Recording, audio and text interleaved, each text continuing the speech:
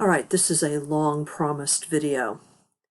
I talked a little bit about Galdr and Seidr in the previous video, but I wanted to go into some more detail about especially Galdr, but to contrast Galdr a little bit with Seidr, and also so you can see how they interact with each other, especially in the stories, in the mythology, and in actual practice. And I'll be showing you and showing you pictures of and talking a little bit about some of the sources that I talked about last time. And in order to facilitate this, to keep me on track, I actually have notes here in front of me, notes that I've written over a period of time. And hopefully that will help organize what I'm going to be saying.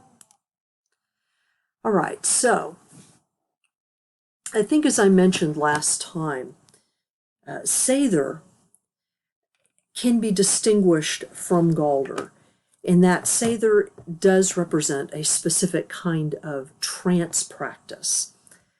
And Galdr, while there are times when you're in an altered state when you do Galdr, the fact is that it doesn't require the same kind of, I guess, personal alteration of consciousness in order to make it work. So that is one of the differences between them. There's also some evidence, as I indicated, that at least in some areas of Scandinavia, that Seidr was a more specialized practice than Galdr, although there were certainly Galdr specialists. But Galdr is something that a little bit of everyone can do a little bit of it, essentially, or a little bit of it can be done by anyone, is another way of looking at it. At least the way the texts talk about Seidr. Seidr appears to be more of a specialty. But as I indicated in a previous video, they are not as separate as one might think, in that they both involve invocations, they both involve, or can involve runes, they can involve the erection of protective structures, whether they be physical or energetic. So in that sense, they can be quite connected. So let's talk here a little bit about Galdr. Galdr principally depends on the spoken word. For the most part, it consists of rhythmic chants that are uttered in connection with a short ritual or ceremony intended to generate a desired result. Now, what is interesting, and what the connection between Galdr and Rune may be, is that this does seem to be one of the original meanings of the word rune in terms of what that word means. And the most effective of these formulas were probably passed down generation to generation. In fact, that's what the utterances in the Poetic Edda seem to imply. The word spell, for example, originally means story. A lot of people don't know that the word spell basically comes from a similar root as the word story, particularly one that was ritually enacted in some way. So probably many of the original charms, the runic charms, may have alluded to some portion of mythology or legend. That's what you find in some of the healing charms, for example. Although we don't know what the mythical context is in some instances, it's very clear that the healer is invoking some kind of story or image that is associated with either an herb or with, say, the god Wotan, who is one of the aspects of Odin. And they're invoking the power of that story to lend healing to some kind of a charm or healing spell. Now, there is some evidence that various kinds of visual signs, or sigils, I guess, and of course, obviously later runes, were used to set the charms in media. It appears as if runes eventually emerged as a kind of specialized way of doing this. Tacitus, who is a Roman historian, talks about some of the marks that various of the Germanic tribes will make, either for divinatory purposes or other purposes. It's not clear that these are runes. In fact, there's no evidence necessarily that they would be. There were lots of other types of marks that were used and that are in evidence in terms, archaeologically and otherwise. But it's probably from these kinds of practices that the runes developed.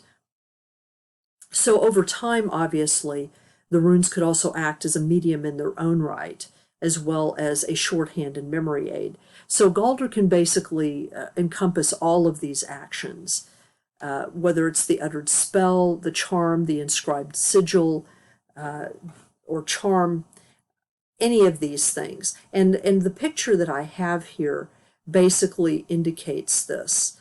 On the left, we have some examples of simple runic tines that have been put together by whoever put them together for these purposes. Now, one thing that I will tell you in looking, as somebody who has practiced rune Galdr for many years, each one of these sigils could be used for the purpose indicated, like health or prosperity or love.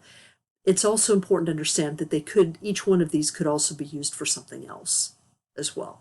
So these are not necessarily the only meanings or the only examples of Galdr or sigil magic that these runes specifically always will refer to. Each rune magician would have their own way of putting these together, and in fact, when I've put my own runic sigils together, I have used oftentimes very, very different formulations than these here.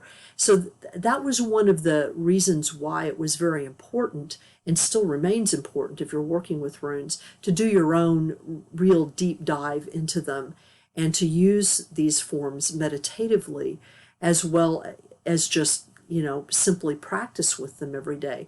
Because what a runic charm for one person for love may not be the same as for another.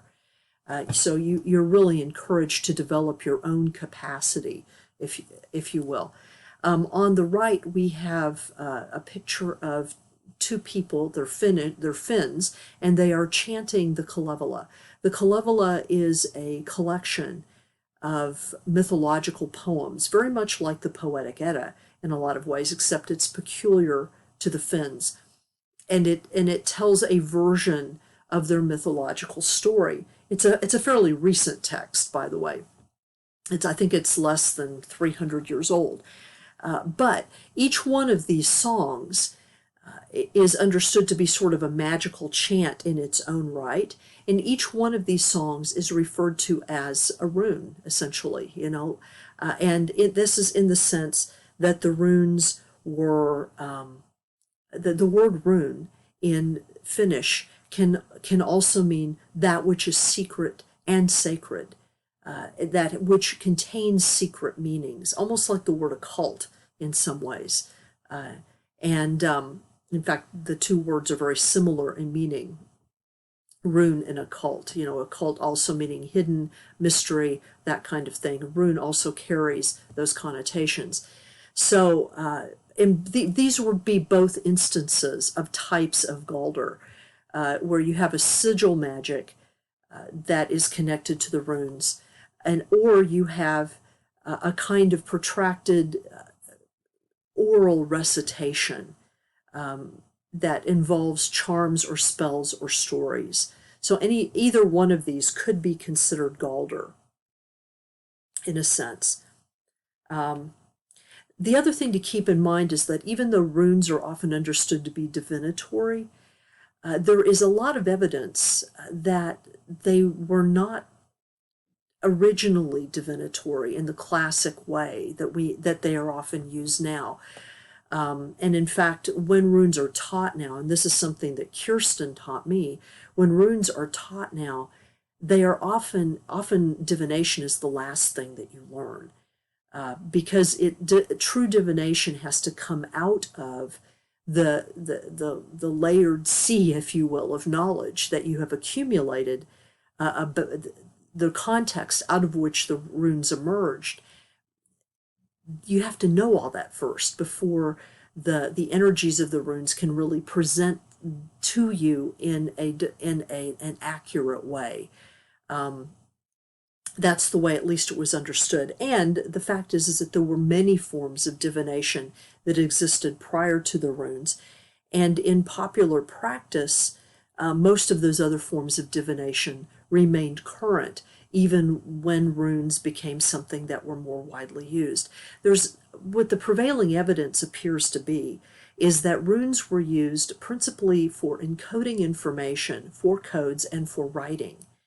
And a lot of that encoded information was traditional information, initiatory information. But it was putting them in the runes sort of hid it in a way. It could sort of hide in plain sight, as it were. And it was only much later that runes were used for divinatory purposes. Let's see here. Now, folklore can tell us many things, actually, about these practices. There is an excellent source for examining how stories can encode ancient information in plain sight in a particular book that I mentioned in one of the last videos. And this book is on the left. It is an easy book to get. In fact, I'm actually really surprised that pagans have not just latched on and plumbed this book intensely. This is an excellent source for examining how stories can encode information. These are stories that the Brothers Grimm, or if you know the Grimm brothers who collected all of this folklore and these various fairy tales, as they're often called. These are stories that they collected, but they chose to avoid. They chose to not include them in their collections, mostly because of their clearly pagan and sometimes rather bizarre content. These are stories of tricksters, talking animals, clever giants, goddess figures, shape changers, magical realms, wizards, witches, little people, charms, magic, and stories that most definitely do not always end happily ever after. In fact, when I first was in contact with this book and read it, it reminded me a lot of First Nation stories, of indigenous stories from North America. This is a collection that really reveals sort of the deep indigenous underpinnings of European underpinnings of indigenous European cultures. Obviously, despite the differences between indigenous people in Europe and North America, but the nature of the stories are so similar that it's really startling. In one story, for example, in The Turnip Princess, we learn that by writing out a spell, using Galdr, essentially, using the feather of a crow or raven, if we use that, we can create whole new worlds of possibility, as well as learning the magical utility of signs, not only in runes, which are not actually mentioned in the stories, but in regular letters. In another, we learn about the power of the Witch of the Wood, which is an old title for a Germanic goddess figure named Frau Hulda, and how she can be summoned through a need fire ritual. It's not called that, of course, but when you read it, it's clearly a need fire ritual. Still other stories warn the reader about serpents who dwell in waterfalls and hidden caverns so that they can capture attractive young men and women as spouses. These are identical to the waterman, what is it? It's the Ukatena stories or the horned serpent stories here in the Northeast among indigenous people. Here, animals can be princes or princesses entrapped by charms, and there is very little approbation for the clever trickster who can finagle his or her way out of paying debts or making off with everyone else's hard-won gold. In other words, the people who do things like that are considered clever. They're not necessarily punished outright. Animals speak, dwarves show up and demand payment, and everywhere people find themselves flying off into the air, into mountains, through the woods, over the water, and over the waterways, as if in dreams. These stories really do seem as if they are right out of like a movie like Howl's Moving Castle. It frequently turns out that women prefer giants, who are not as troll-like as one might suppose. Parents abandon their children with alarming regularity, and the good man or woman turns out to be just mostly a clod. The stories are full of irony, sarcasm, and a vein of dark humor and fatalism that seem to be a direct continuation of the myths that they supplanted. And of course, this would be the Norse myths, which are kind of infamous for their darkness. These stories are also full of Galdr, charms and curses, both written and spoken. As I say, I am frankly surprised that these stories have not been mined by neo-pagans yet, because there is a wealth of information in them. And these treasures are made all the more pertinent if one consults some of the excellent translated information about trolldom, the book that is to the right of that, which is a reference to traditional magical folklore. This is a book that comes out of Sweden, and I'll show you another book that comes out of Norway.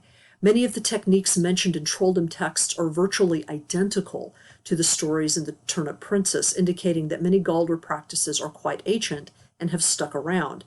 The trolldom texts also demonstrate that various types of informal traditional seidr have been practiced until the mid-20th century, at least in some parts of rural Sweden. Furthermore, it has generally been the case that those who practiced trolldom engaged in both Galdr and seidr depending on the circumstance and the need, indicating that even though they are two techniques of divination or magic, they are not as separate as one might think. So Galdr does not necessitate a trance state. It can take the form of any kind of magic, divination, or healing practice that involved a powerful oral utterance, signs, either written or gestured, plus the creation and use of objects, herbs, or elements, and the elements can be fire or earth, air and water, or ice, because that is the important, ice is an important magical element in Northern European magic, and you can use this to divine the future, heal a malady, get the point across, whatever it might be. At the same time, at least according to textual records, Galdr was often essential in signaling the beginning of a trance state, or once a trance state was enacted, Galdr was then used to project or communicate some feature of the information needed. In other words, even a skilled shaman or shapeshifter projecting his or her consciousness or fetch like a pro in seidr often still used some form of Galdr to point and aim the spell correctly. So this is how they're connected. So from my own experience, I think it's better to see the practices of Galdr and seidr as lying in a continuum rather than as two distinct kinds or categories of spiritual practice and or magic. Now, you can find various references to Galdr and examples of Galdr, specifically in Anglo-Saxon healing charms, some of the myths and legends recounted in the Poetic Edda and by Snorri Sturluson in his Prose Edda, stories that are collected by Saxo Grammaticus, and any number of the sagas. Now, taken together, it is evident that while not everyone who practiced Galdr also engaged in formal seidr, there is virtually always Galdr that accompanies seidr. And Galdr in particular can be practiced by specialists or non-specialists alike. So Galdr is a little bit more general in that sense. Seidr tends, like I said, to be a little bit more specialized. Let's see here.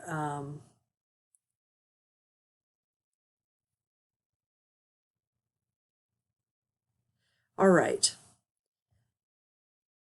I'm trying to think of some really good examples here for you.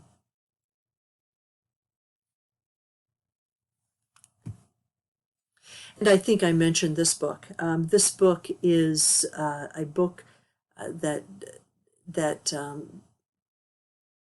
displays the Norwegian tradition, whereas trolldom is the Swedish tradition.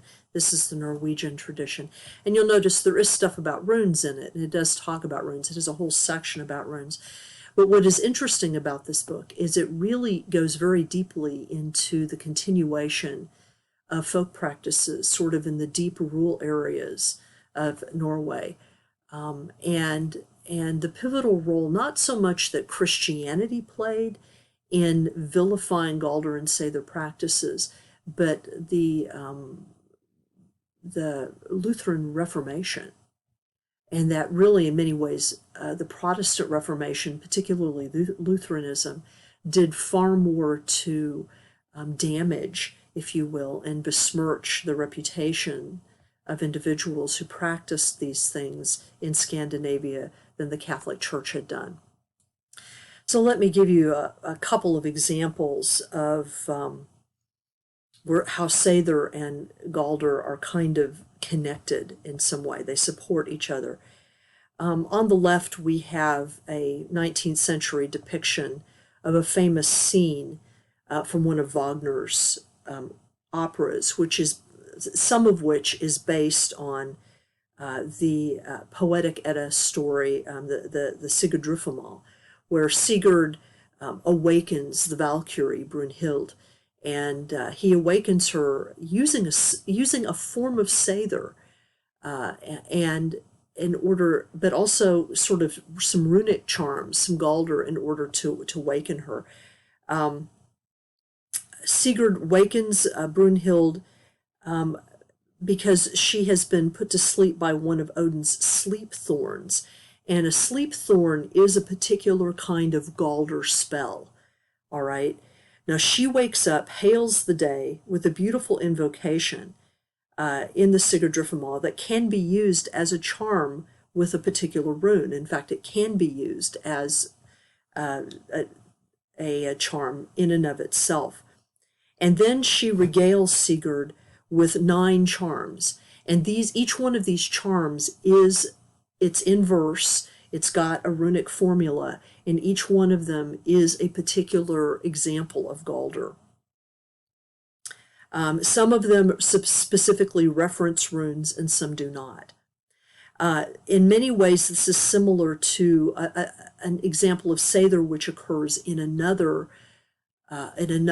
poetic Edda poem that is called the Song of Groa, and it's more obvious. The hero approaches the burial mound of a grandmother, presumably his own grandmother, and goes into a kind of trance and speaks a Galdr to her, bringing her out of her tomb. And he bids her to come to him because he wants her advice. Now, calling the dead like that is something that you do in Seidr. But then what she does is she turns around and gives him 9 charms, which are specifically spoken formulas or Galdr. She doesn't mention any runes or any sigils. The implication is that you can say these charms by themselves. They are highly alliterative and poetic, and that he will be protected thereby. Most of them are protection spells of one type or another. So that shows you the relationship between these two types of magic, if you will. On the right, we have a depiction by Jake Powning of Odin sacrificing himself on the tree, the world tree. And this, of course, is found in the famous poem Havamal. And this is understood to be a shamanic death trance. And then in the poem, if you read it, he retrieves the runes, although a careful reading of the text indicates that he sort of understands that there are more runes there. It's just he grabs the ones he can grab. And he utters then 18 listed charms. Each one of them it can be used as a charm in and of itself and is a form of Galdr. And as I mentioned in a previous video, there have been various historic attempts to try to link his charms to certain of the runes. And there have been mixed results, although many people believe that using Uthark rather than Futhark works better if you're going to do it that way in a linear fashion.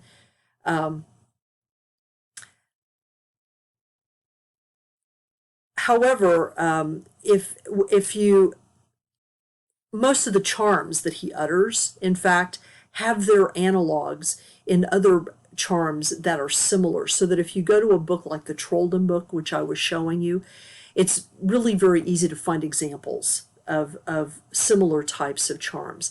So this indicates to me that Odin's telling was intended to be a general listing only, with specific charms or spells probably being passed to person or teacher to apprentice. So it's not that Odin's charms are authoritative and final, like a lot of people have made them to be, but are considered to be more representative of types of charms or spells.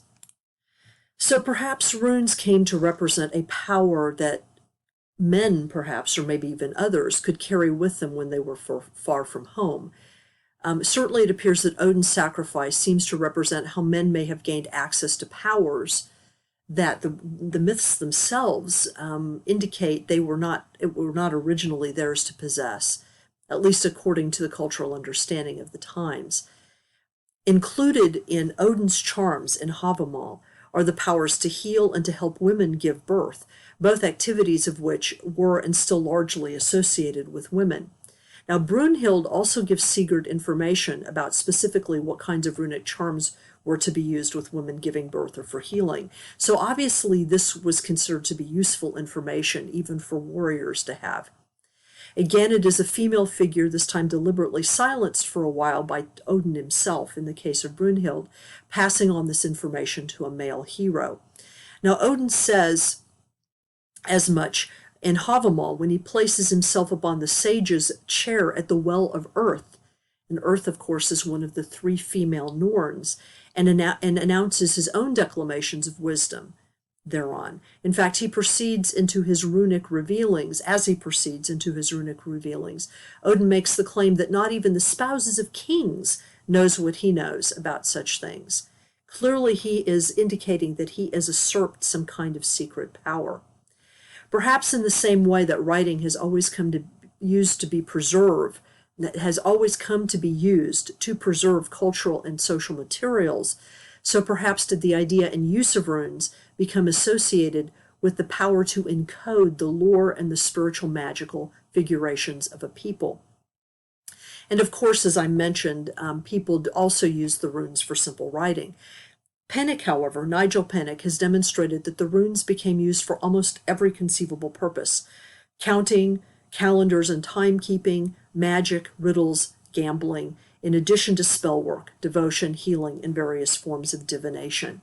So it's clear that the runes were understood to be very powerful things, and their use in Galdr made Galdr an extremely important and powerful form of magic.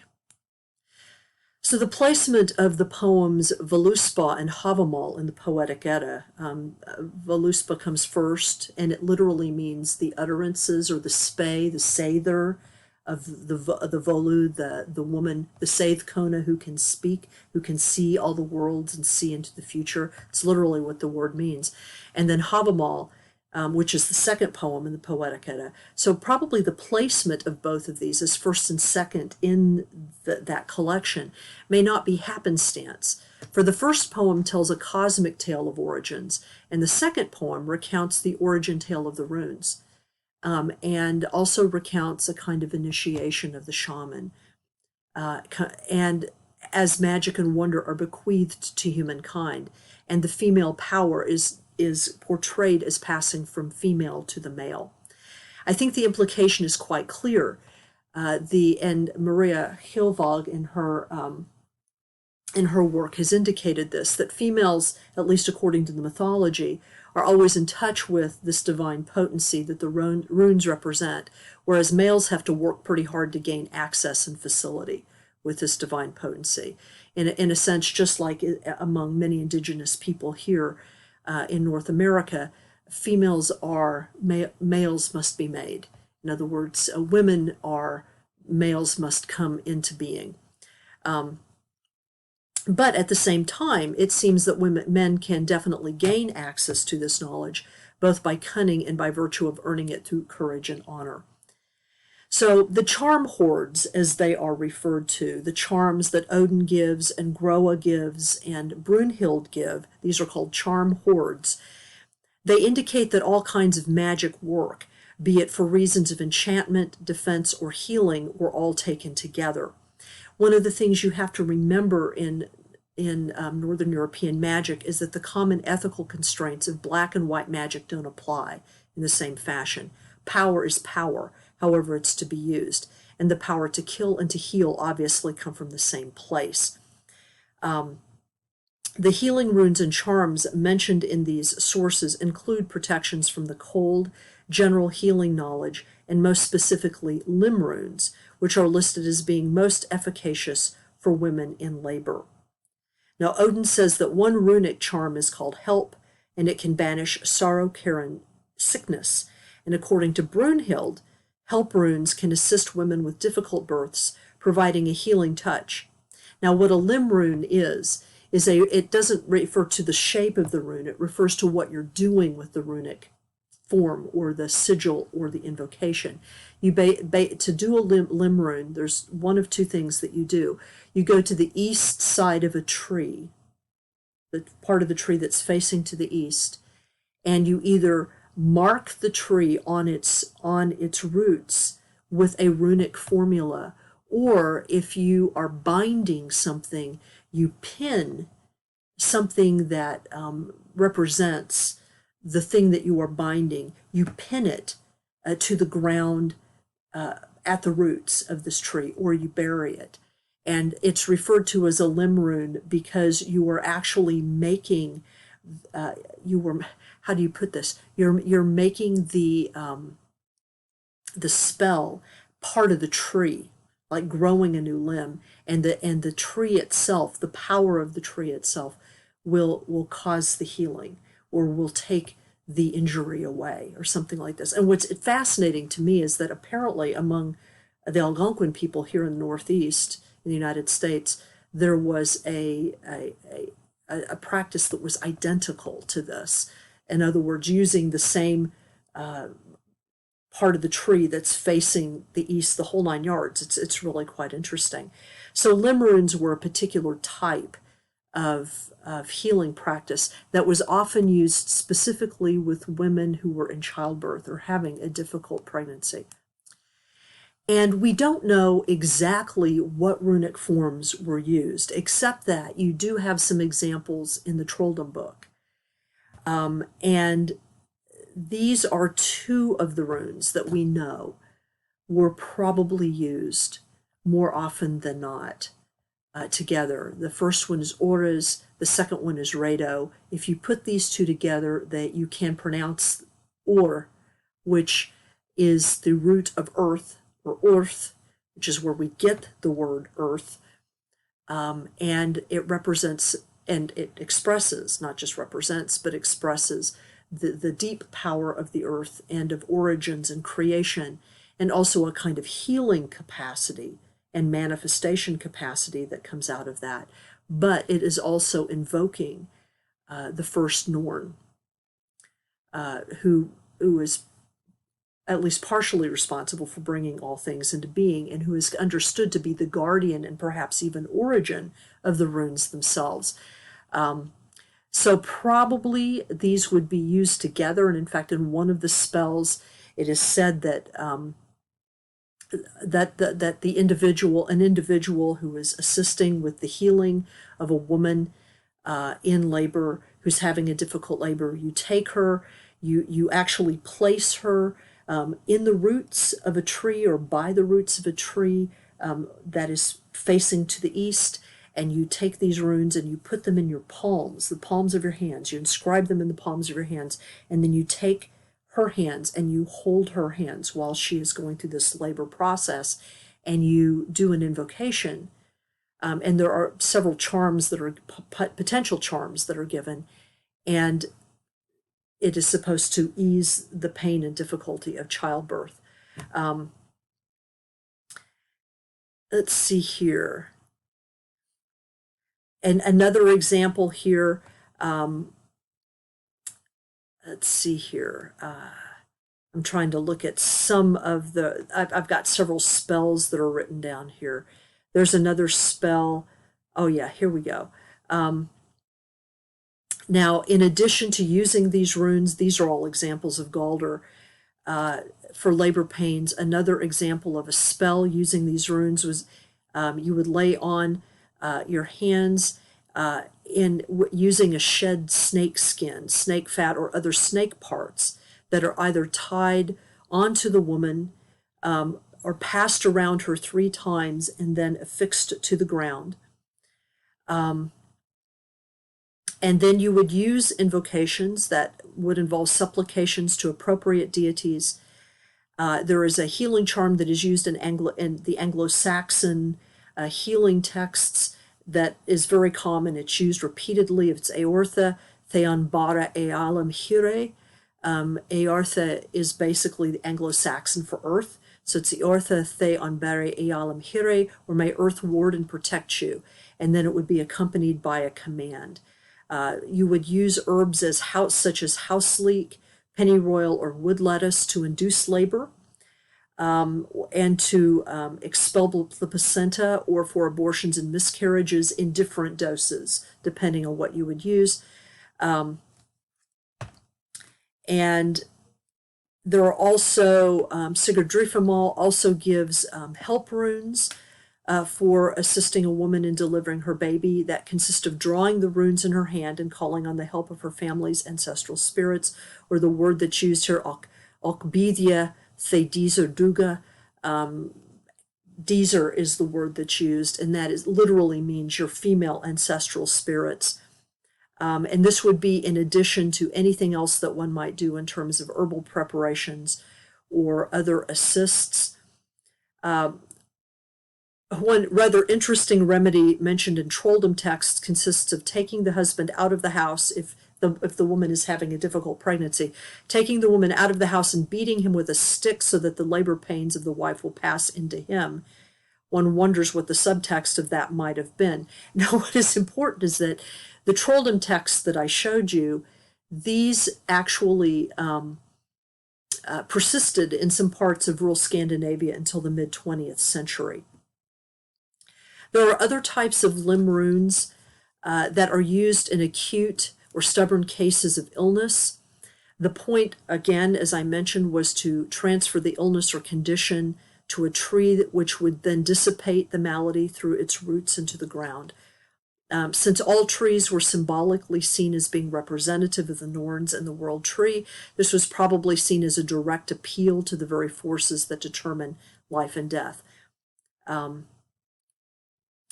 Sometimes, as I mentioned, the placing of the disease was symbolized by a knife thrust to the roots, pinning the disease down. And limb runes themselves could vary with the nature of the disease or condition being treated. So, in looking at the sources that I've looked at, these are the formulations that occur most commonly, depending on the malady. So there are many formulations that use Lagu, and Lagu, if you look at the runes on the left, Lagu is the one in the middle. It's the one that is the central stave with just the one diagonal coming down at the top. And we will talk very specifically about Lagu by itself in a separate video. But it's considered to be the most powerful rune in terms of healing, kind of a general all-purpose healing. But Lagu and then Rado, the one that looked like an R that you saw in the previous slide, and Sol, which is the one that looks like the lightning strike here on the left, and then Beork, or Bakana, which looks like a bee. These are all runes that would have been used commonly in limb rune formulations. Beork is a very powerful ancient rune that is connected to the birch goddess and is connected to resurrection and the reclaiming of healing powers. It's connected specifically to the birch tree and to how the birch tree is one of the first trees to flower in spring. and was also one of the first trees to colonize the land after the Ice Age. So Beorch is understood to be really a kind of revival, if you will, of energy, at least in a healing sense. And Sowilo or Sold, the S-shaped rune, the lightning-shaped rune here, is a rune that is also associated with health and wholeness, and also the power of dissipating illness. So in various combinations, any of these runes could be used. Now the 3 runes on the left, this is actually a formula. The 3 runes are Anzus or As, Lagu, and Orth. You've seen Orth before. And if you pronounce that, it is Alu, Alu. And Alu appears to have actually been a general healing formula and even protective formula that was used in a lot of Galdr spells for healing and protection. You find it not only on jewelry and on pendants that warriors would wear into battle, but you also find it mentioned in texts and mentioned in the Trolldom books. It's very common. It's attested a number of times, so it clearly was something that was more universal. And just to give you a sense of what energies were being called on here, the first rune, As, the one that looks sort of like a down pointing F to us, and we'll talk about each one of these runes separately at another time, but that rune represents the actual voice of divinity, a kind of a voice of power, and in fact, any kind of divine utterance. So it could also represent Galdr itself. It could also be Galdr itself. I mean, it's more than all of these things. It's actually a kind of a representation of the ancestors themselves speaking. But it could also be your voice speaking, you see. And so it represents a kind of divine intention that is uttered in an invocation or in a charm. And Alu it represents or is that power of healing. And it's that power of healing that is found in water, as water wells up, if you will, the deep roots of water welling up. All healing was understood to come ultimately from water in the Northern European tradition. And then in this instance, being at the end of this kind of statement or intention towards healing, or is the power of earth, but it's also in this sense the power of manifestation. In other words, you start with a divine intention to heal, you call upon healing power, and then it manifests. And that's sort of the esoteric formula behind Alu. And we'll have opportunity to talk again about each one of these as we go. But these are all examples then of healing runes, limb runes, and then helping runes. So that's sort of an introduction to Galdr. I'm going to do a separate video for Seidr. Seidr, I can't provide as many examples for Seidr because Seidr's a trance technique, and I can't really go into trance and do this. What I can do, though, is tell you about a particular person, and I'll mention her here, and then when we talk about Seidr, I'll mention her again. Her name is Diana Paxson on the left, and she has done a lot to pioneer the community activity of Seidr in North America.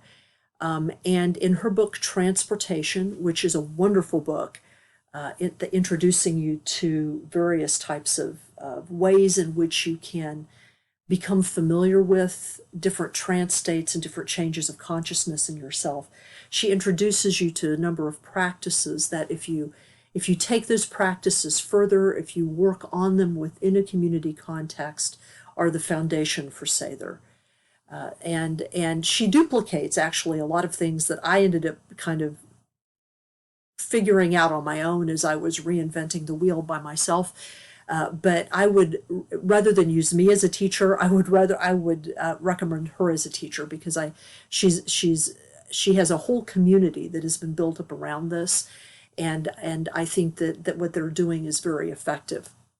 So before I leave this, what I wanted to do is talk a little bit about culning, what culning is, which I mentioned in the last video in relation to Galdr.